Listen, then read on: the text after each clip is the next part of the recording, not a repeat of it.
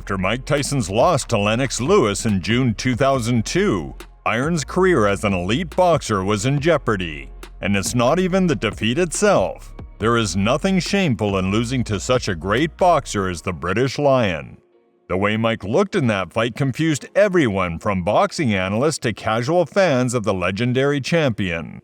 Tyson lasted only for 2 rounds of a competitive fight, after which his endurance began to fail him. Lewis did not really force things, calculating his every move. In the 8th round of a one-sided fight, Lewis twice sent Iron to the floor of the ring. After the second knockdown, with the referee saying 10, Tyson managed to get on only 1 knee. Mike's defeat was sweetened by a huge fee of $35 million, but his career hung in the balance. But the boxer did not lose hope. He set himself a goal of a rematch against the Briton, but this required a lot of victories. After such a heavy defeat, not the most dangerous opponent was required for the return, but at the same time not an easy one too. For his return to the ring, scheduled for February 22, 2003, the 36-year-old Tyson chose once very promising boxer, 30-year-old Black Rhino Clifford Etienne.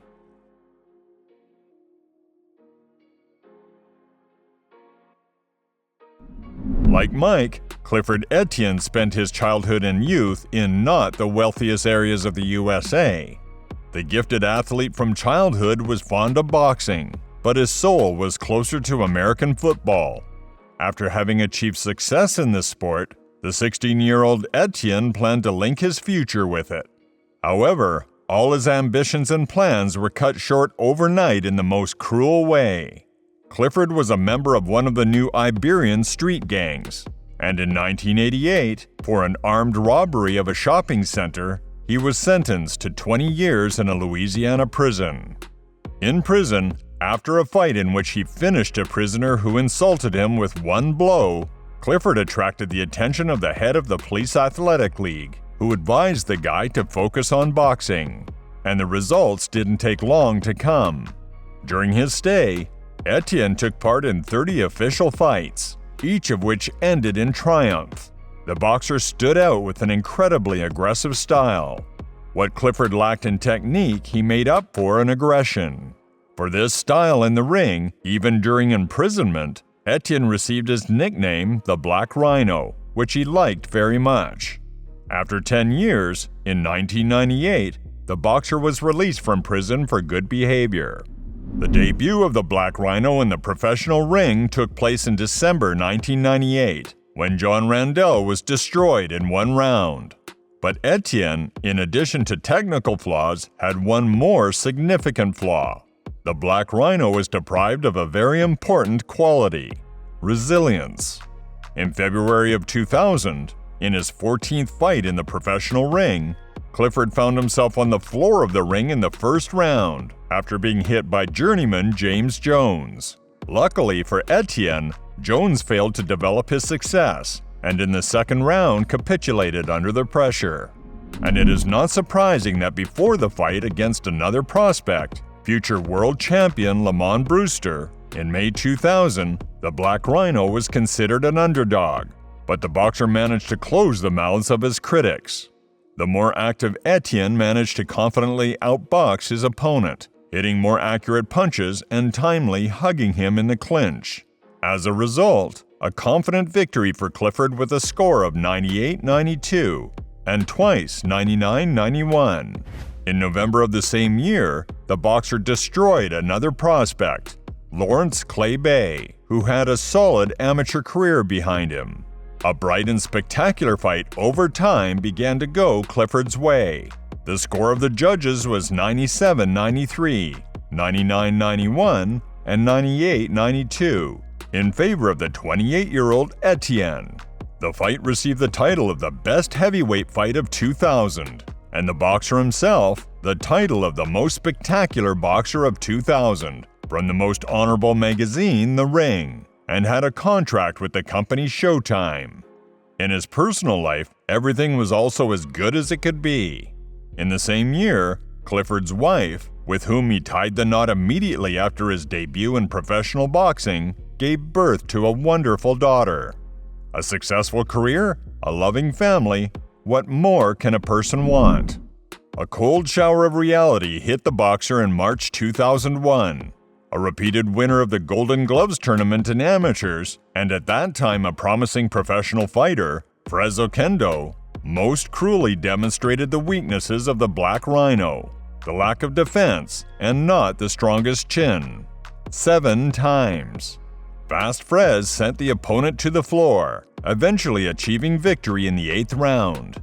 As Etienne's wife later recalled, after defeat from a Kendo, negative changes came to the boxer's life. He became very aggressive and sometimes behaved badly. Clifford came back from failure in the fight against a Kendo with 5 victories in a row over the journeyman, and in July 2002, he tied the fight against strong South African Francois Botha, who unsuccessfully was a contender for world titles 3 times. And after that, the chance of a whole career loomed, a fight against Mike Tyson. Entering the ring in an excellent mood, Mike Tyson looked at his opponent and his mood became even better. "I saw the fear in his eyes," the legendary champion would later say. When the starting gong sounded, both boxers rushed to attack each other, and if Mike's aggression looked logical and justified, Etienne's reckless tactics, without care, looked surprising. Consequences for such tactics were inevitable. In the beginning of the first round, Tyson's powerful right hook sent the Black Rhino to the floor of the ring. Here at the outset.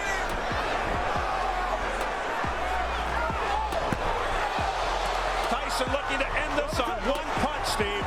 So is Etienne, but he doesn't have that one punch.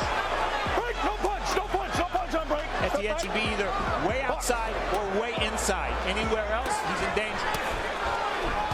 Oh, there it is, right hand. With a count of 10, Clifford still failed to take a vertical position, and the referee recorded a knockout.